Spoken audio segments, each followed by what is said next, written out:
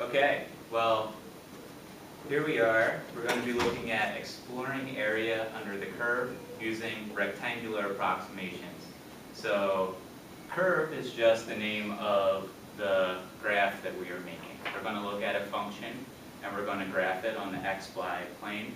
And the actual curve, the thing that we draw, that's the curve. We're going to be looking at the area underneath that. The first part of calculus, we talk about rates. We talk about slopes. So the second part of calculus, instead of looking at the slope of a graph, we're going to actually look at what's underneath of the graph. And that's going to tell us something special, just like the slopes did. So the first part of calculus, we look at, we have distance, and we have time, and we graph distance versus time, and the slope of that is going to be the rate, or the speed, our distance over our time. In this part of calculus, what we're going to do is we're going to graph the distance versus the time, or the distance over time versus the time, and when we multiply those two together, we're going to get the distance. So I'll show you. Distance over time times time. The times cross out, and we're left with distance. So when we're finding the area under the curve, we're going to be looking at velocity versus time graphs, and we're going to figure out how far did the thing travel during that period of time. That's the whole reason we do area under the curve, is to figure out practical things. Okay, everybody with me so far? Okay, good.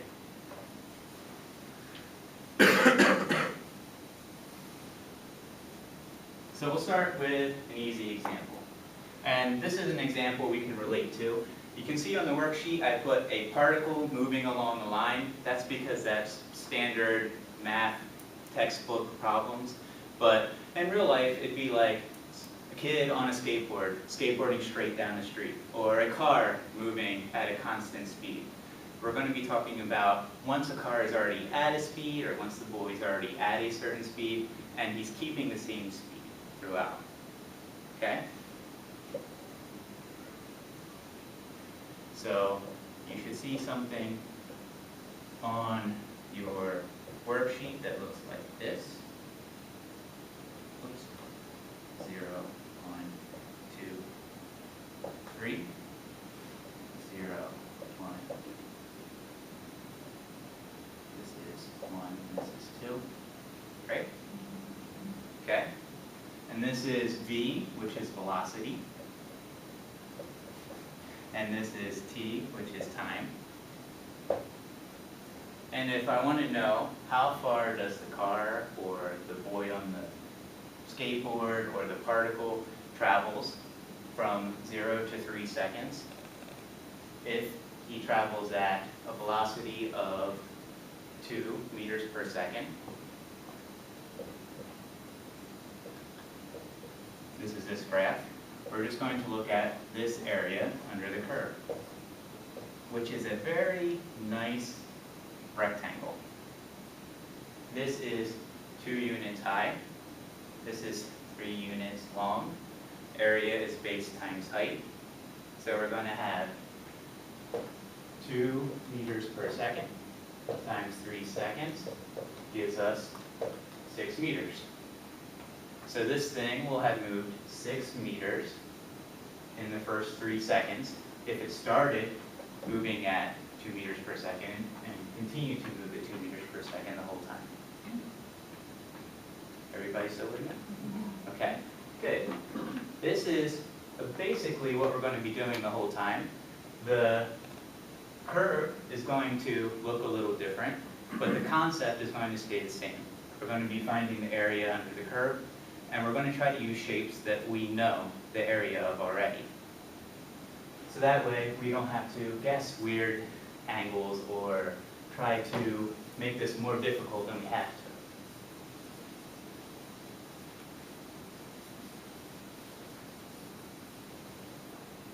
So you'll see that the second example is a situation where it's not quite as intuitive.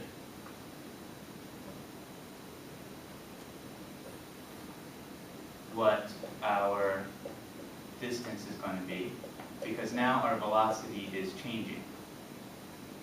We're going to be looking at v equals 2 times t.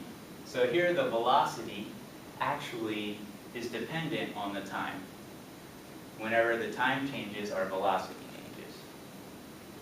So if time is 0, velocity is going to be 2 times 0. If time is 1, velocity is going to be 2 times 1. If time is 2, velocity is going to be 2 times 2, which is 4. And if time is 3, velocity is going to be 2 times 3, which is 6. And if I would have drawn this a little bit neater, we would have a very nice line. Here, the area under the curve is a triangle. And it's actually a very nice right triangle. So we know that this is going to be the base, this is going to be the height, and area equals 1/2 base times height. Right? 1/2, the base is going to be 3, the height is going to be 6, so we're going to get 9 is our area. Right? So this car, or particle, or boy, or whatever you want, is going to move 9 meters if we're using meters per second in seconds. Okay? So now we're going to get more complicated, because in calculus we're not usually looking at lines. We're not going to look at constant velocity. We're going to be looking at velocity that changes in ways that are a lot more complicated. We're just going to move 1 degree up, though, and look at a parabola. We're going to look at v equals t squared. So again, velocity is dependent on time. 1, 2, 3.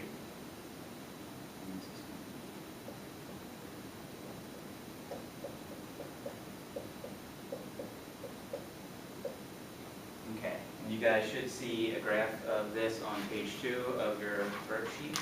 Now we're talking about non-polygon shapes under the curve. Polygons, square, triangle, rectangle, hexagon. This is not going to be a nice little polygon. There's going to be a curved line, and then we're out of our regular geometry. 0, 0 is the first point. 1 squared is 1.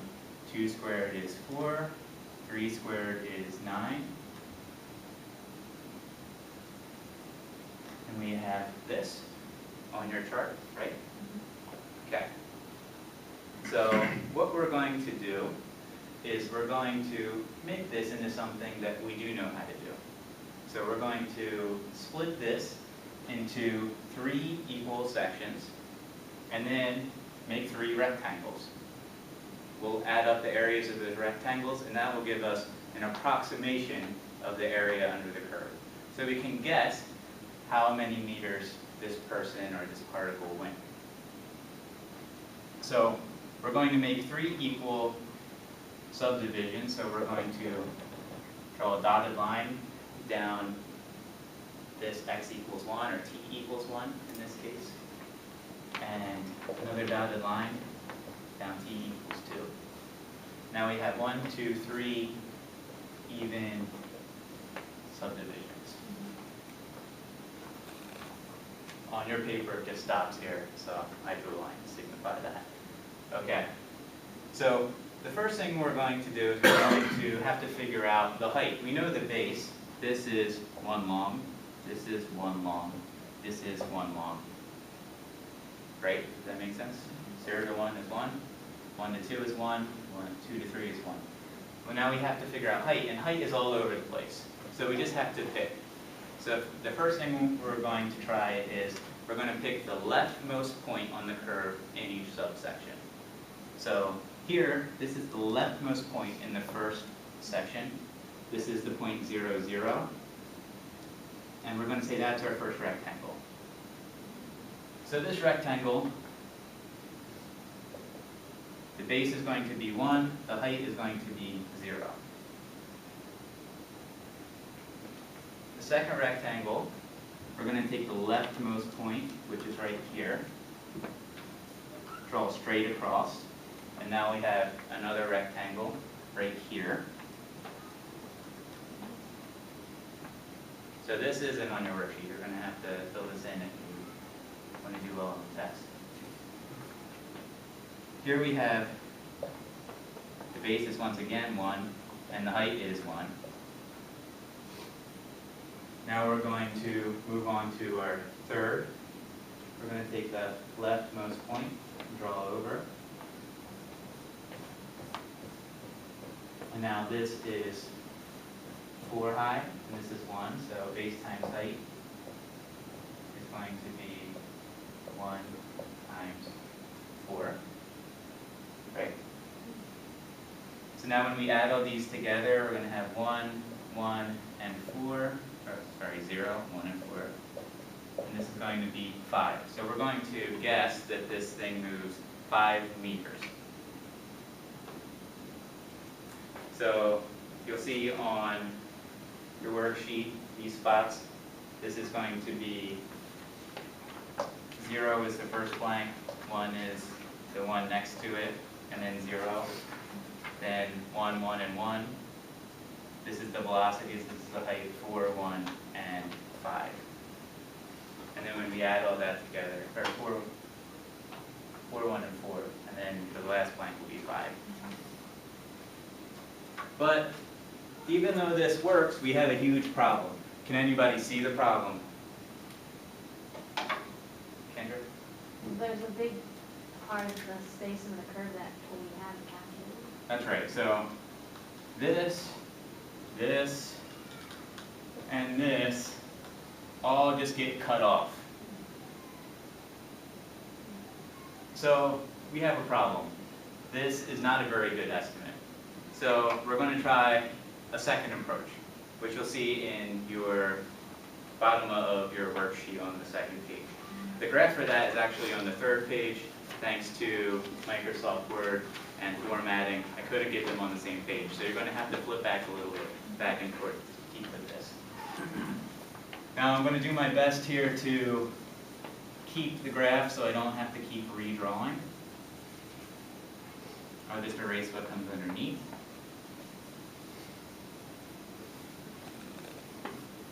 I think I'm going to switch to black because I'm blue running out. 1, 2, 3. Okay.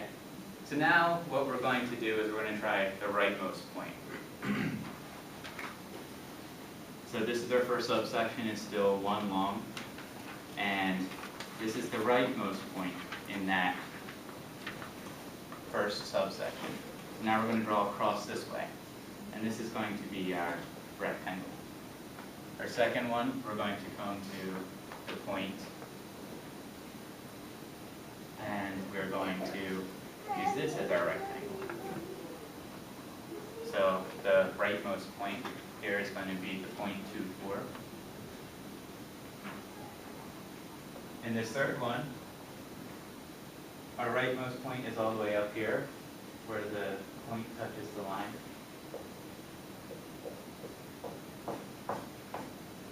So now we have 3 rectangles, and we'll flip back over to our other page. So the area of rectangle 1, R1, is going to be 1 meter per second times 1 second, which is 1 meter.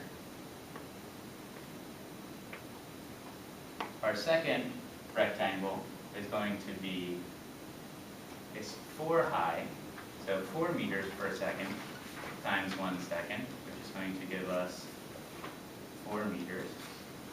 And our last one is going to be 9 meters per second times 1 second, which will give us 9 meters. when we add all of these up, we'll see that now we have 14 meters as our approximation, which is drastically different than 5. But again, we have a huge problem. Last time we underestimated, this time we way overestimated by this much, and this much. So the first one, we started from the left, we call that the left-handed method. This one, we start from the right, we call that the right-handed method. So now what we're going to try is midpoint approximation. We're going to use the middle. Now our calculations are going to become a little more complicated because now we're not using nice integers. We're going to have to use fractions to figure out what our height is when we plug it back into here. So we'll walk through that together, but it shouldn't be too hard if you're up on your mental math. You shouldn't even need a calculator for this. I'm going to erase and redraw because this is getting pretty messy. And that'll give you a chance to brace yourself.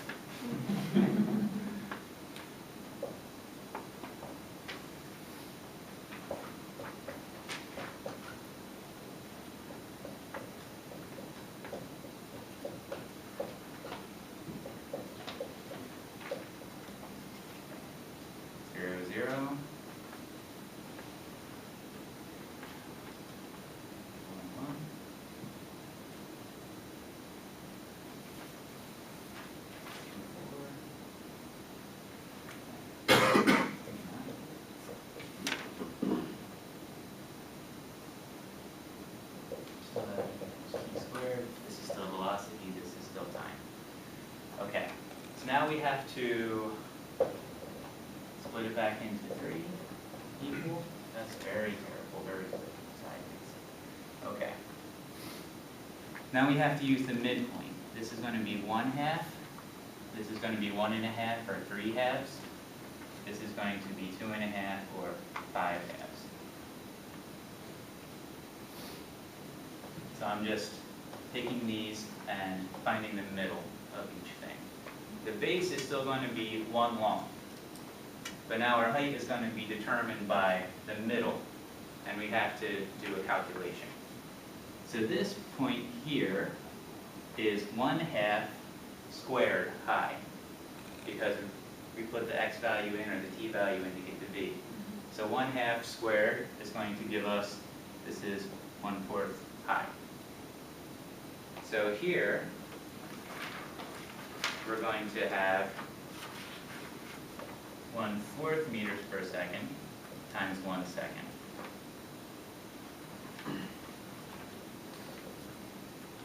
And that's going to give us 1/4 meters.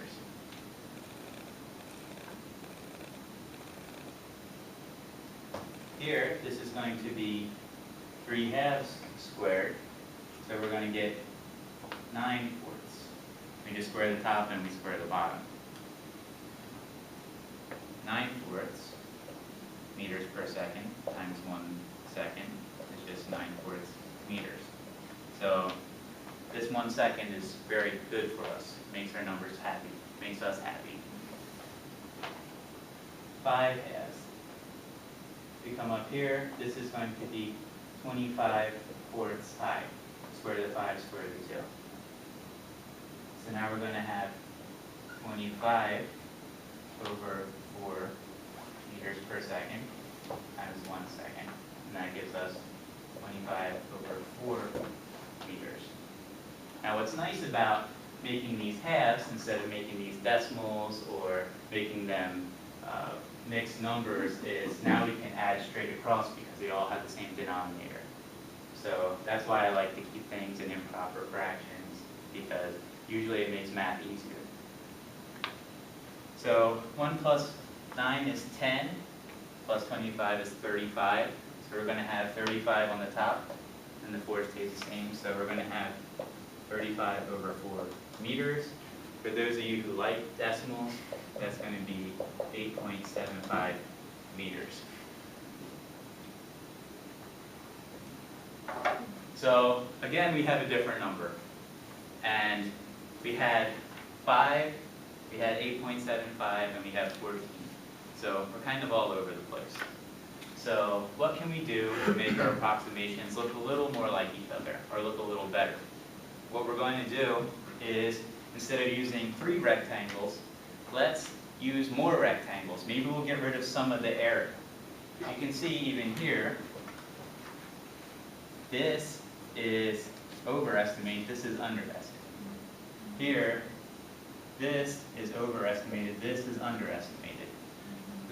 The more rectangles we use, the less space we have to make those kind of errors. The smaller our error is going to get. So we're going to do the same thing, except we're going to use 6 rectangles instead. So that's, you can see on your next page, approach number 4. Same thing, using the left-hand side, except now there's space for 6 rectangles. So we'll go through that. We'll probably just do the left-hand side. We'll see where we are with time, but we're kind of running a little bit. I'm going to redraw again because this is getting busy. Any questions so far while I'm redrawing? No? Okay, good. Yes? Is there a button I can push in the calculator to do all this? Is there a button you can push in the calculator to do all this? There is a very easy way to do this. Well, you're still going to have to figure out what each of the midpoints are, what each of the left-hand side. You can set up sums to do this. We're going to find a very easy way to find the exact answer for this, but when you're adding lots and lots of things up, unfortunately, there's not like a real great way to do this unless you know how to set up a summation notation, which we can talk about after class if you like. All right. 1, 2, 3. 1, 2, 3.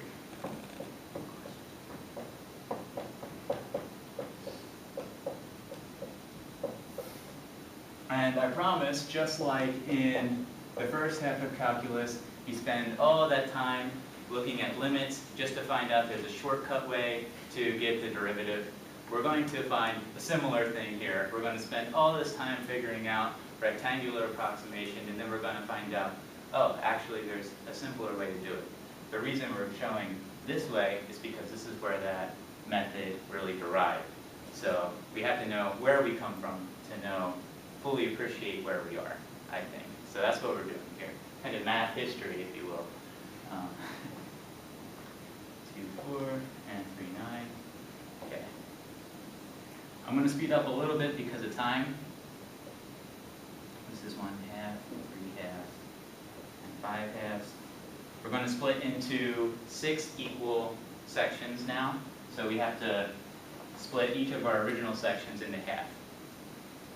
So now we're going to draw down at t equals 1/2, t equals 1, t equals 3 halves, t equals 2, t equals 5 halves, t equals 3.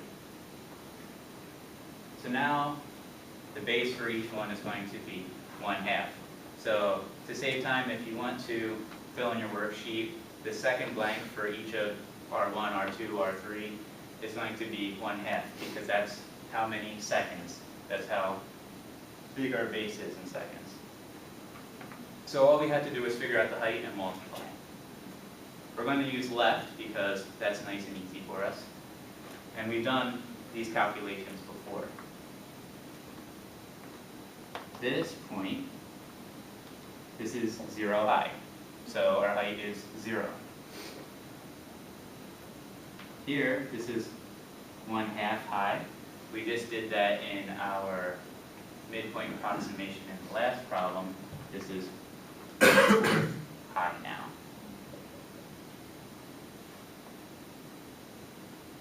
This is 1. So this is 1 high, 1 squared. It's like 1/2 squared. Now we're going to do 3/2 squared for our fourth. 3/2 squared, we said, was 9/4 last time. Didn't change. 2 squared is going to be 4. So this is 4 high. 5 halves is going to be 25/4.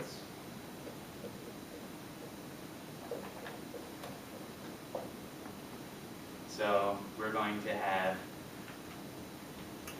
0 times 1/2 for the first one. We're going to have 1/4 times 1/2 for the area of the second. We're going to have 1 times 1/2 for the area of the third. 9/4 times 1/2 for the area of the fourth. We're going to have 4 times 1/2 for the area of the fifth. And we're going to have 25/4 times 1/2 for the area of the sixth rectangle. This is 0, 1, 8. I'm going to put these all in eighths so we can multiply through the same way. I meant to do that, but at the time did not. So when we add all of this up, we get 55/8, which gives us 6.825 meters. So we started out at 5 when we did 3 rectangles. Now we're at 6.825. So we've gotten a little bigger. That means we're not underestimating nearly as much as we were the first time.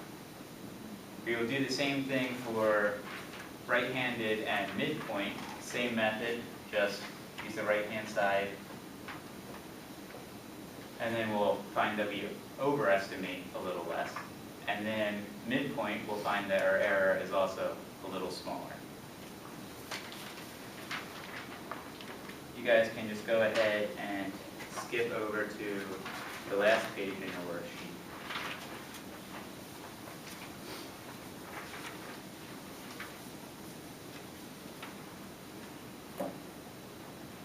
Now, if we try to use more and more and more rectangles, we'll see that our error gets less and less and less, and our numbers all come closer and closer together. You can see that I already gave you the areas if we use LRAM, RRAM, and MRAM, left-handed, right-handed, and midpoint, for 12 rectangles, and for 24. You can see that we've come a long way from 5 and 14 on the left and right by the time you get to 24 rectangles. It looks like all of these numbers are kind of coming together toward a certain number. What number does it look like all of these sums of rectangles is going to come to? 9. Very good. So it looks like we're closing in on the area being 9. Now the problem is if we keep using more and more rectangles, a finite number of rectangles, we're not going to ever get to 9 exactly, because we're always going to have some margin of error. But we can do a nice little thing using limits where we let n, the number of rectangles, approach infinity. If we have infinity rectangles, we'll essentially get rid of all of our error. So I'm going to write this up in summation notation, just so you can see what it looks like in the book. So sigma means add up all the stuff here. K equals 1 means start with the first term. N means go up to n number of terms. So we had 10 rectangles, this will be a 10. And we'll have 1, 2, 3, 4, 5, 6, 7, 8, 9, 10. We just count, which is easy enough. Our height of our rectangles was the value of the velocity at whatever time we say. And we did however many rectangles worth of heights. So that's why we have k here. So we'll do the first velocity, the second velocity, the third, all the way up to however many we decided to do. But each time, if you would notice, if you look back at your charts, the base was the same. The base was always delta t, how much we changed in time from each different interval. So in our example, we